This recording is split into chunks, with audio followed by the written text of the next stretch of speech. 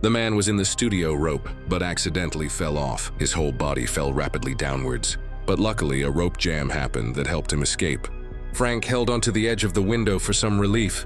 He noticed a man running down the stairs in a panic. He knew it was this man who did it, so he quickly adjusted the rope and repelled towards the ground and chased after him as soon as he hit the ground. He collided with the man, but due to the weight of Frank's equipment, he was always at a distance from the man, and he had an accomplice in tow. By the time he got there, the man had fled. Frank was confused. He didn't know the man's intentions. But he thought of the ransacking of his home. He felt that things were not simple, so he quickly dismantled the equipment on his body and ran towards his home.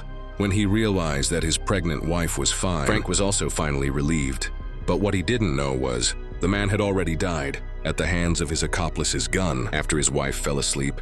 Frank climbed up to the roof, through the window, and took out a key in one of the chimneys. He guessed that the other party's purpose was probably this key, so he hid the key in same dream at that moment. His wife came in at the sound of voices. Frank didn't know what to say, and his wife had noticed something. She thought Frank had been acting strange the last few days. She was about to ask him what had happened, but then there was a sudden commotion outside. Then a group of gunmen broke down the door. Frank rushes out and fights them. Look at his decisive and sharp moves. Obviously not a simple character. His wife also joined in the fight, although the woman was pregnant, but her fighting strength is also very strong. But the incoming enemy was so numerous. Eventually, they were completely controlled by the other side. They took a gun and put it in Frank's hand and put his fingerprints on it, and had one man quickly take away from the scene. They ransacked Frank's house again, but they still didn't have what they were looking for. The leader was losing patience. He warned Frank to hand it over, or the next day's news would be like this. A husband shot his wife 8 months pregnant. He even had the audacity to remove his foot. They used it as a deterrent to Frank.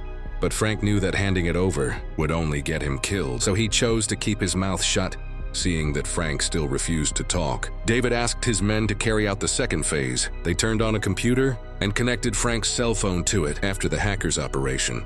The phone's built-in communication receiver was blocked. They want to take Frank's cell phone, and blocking the signal would prevent it from being trapped. They then pinned his wife to the couch.